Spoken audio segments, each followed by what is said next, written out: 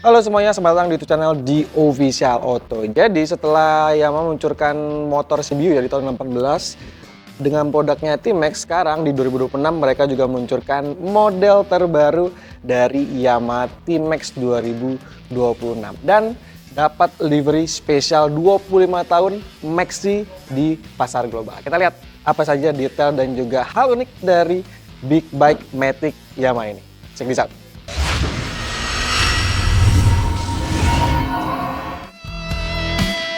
Ya, saat itu di 2018 ya, mereka meluncurkan Yamaha T-Max DX. Nah, ini adalah T-Max yang lebih reguler dan juga lebih modern. Jadi memang desainnya berbeda dan juga dimensinya ini nggak terlalu sebesar dari T-Max DX. Nah, kalau misalkan dibandingkan dengan model T-Max ini, dengan model year 2025 ada perbedaan di bagian headlampnya dan juga di bagian sayap bodi belakangnya sekarang dibuat lebih dibuat lebih soft, lebih kalem ataupun nggak segarang model sebelumnya. Headlampnya juga berubah, sekarang lebih pipi dengan aksen ataupun juga pemanis lampu DRL yang modelnya T-shape, walaupun T-shape ini memang bentuknya tuh ke samping dan sudah menggunakan tentunya penerangan Pro G Full LED. Jadi memang khas sebuah motor keluarga Maxi ya, seperti ini desainnya tebal-tebal, besar, dan juga tentu ada di produk paling termahal dari Maxi seriesnya, yaitu Yamaha T-Max model year 2026. Kurang lebih memang desain-desainnya masih sama lah ya dengan T-Max pertama kali diluncurkan, di mana memang desainnya gambot, besar, dan tetap dipertahankan di T-Max model year 2026 ini. Jadi memang banyak sekali hal-hal menarik dari motor ini, terutama dari kelengkapan fitur yang ada pada T-Max 2026 ya. Jadi memang serba canggih, serba modern, terutama ada di bagian fungsi dari smart key-nya, terutama di pengoperasian dari sistem kunci stang ataupun juga menyalakan ataupun juga mematikan dari T-Max ini. Jadi tinggal push aja, ditekan aja, jadi nggak perlu kita putar-putar kayak di X-Max ataupun juga di Yamaha N-Max. Jadi lebih kelihatan intuitif lah, jadi memang tinggal penyerit aja. Ini berlaku untuk pengoperasian dari engine, kunci stang juga, buka bagasi utamanya. Dan ketambahan fitur ketika teman-teman udah kunci stang, di sini kita tekan yang lama.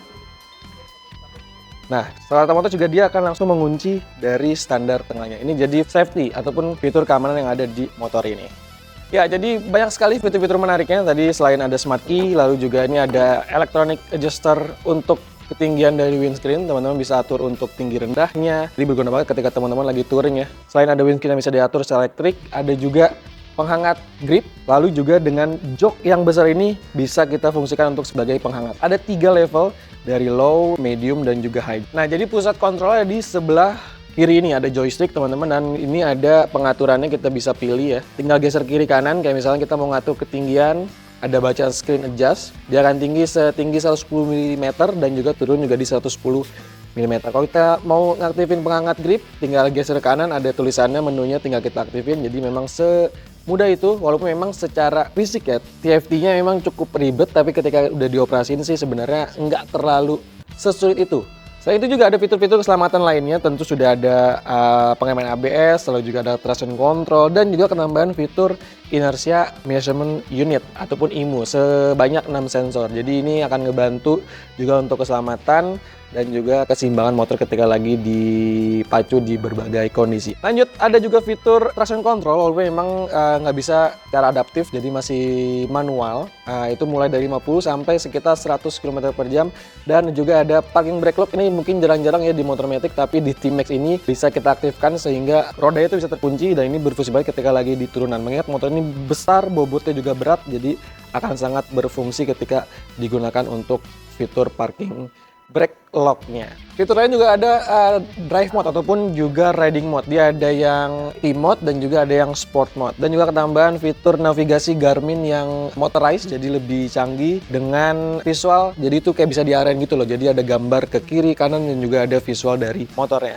Jadi seperti itu fitur-fitur canggih yang ada di Yamaha T-Max 2026. Jadi memang untuk kebutuhan touring ya tentu akomodasi sangat penting di motor-motor seperti ini. Walaupun memang bagasi ini nggak sebesar ataupun nggak seluas dari Yamaha X-Max, tapi dia dalam, jadi bisa taruh helm dan juga perlengkapan touring yang bisa Anda manfaatkan di sini. Di sebelah kanan juga ada box. Walaupun memang nggak besar juga, tapi bisa lah dimanfaatkan untuk teman-teman bawa barang ketika lagi touring dengan motor ini. Ya, untuk spesifikasi juga mengalami peningkatan dibandingkan T-Max terdahulu ya. Dia pakai mesin sekarang kubikasinya di 560 cc, tenaga itu sekitar 46,9 HP dan torsinya di 55 Nm. Jadi komposisi yang cukup badak besar untuk sebuah skutik gitu ya. Dan dia menggunakan sistem CVT ya, walaupun memang CVT ini terlihat rumit dan berbeda seperti CVT kebanyakan.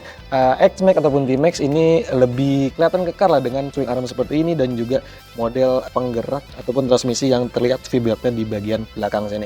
Nah, untuk mengimbangi performanya tentu semua peremanan juga bagus ya. Di depan teman-teman bisa lihat 2 kaliper, 2 cakram besar juga, dan di belakang dia punya diameter kaliper dan juga disc brake yang besar untuk skutik gitu ya. Peleknya juga dibuat berbeda, bahannya ataupun teknik pembuatannya berbeda dibandingkan T-Max 2025, jadi dibuat lebih ringan tapi tetap kokoh gitu. Terus berapa harganya? Jadi memang harga cukup fantastis untuk sebuah Matic mungkin ya, tapi karena memang ini adalah big bike dan kelasnya premium, harganya Yamaha Indonesia menjual dengan harga yang varian livery khusus ini dijual dengan harga 475 juta on the road Jakarta. Jadi perbedaannya lebih di kosmetikanya aja, mulai dari penggunaan warna black dove seperti ini, detail-detail warna merah, emblem warna merah di belakang.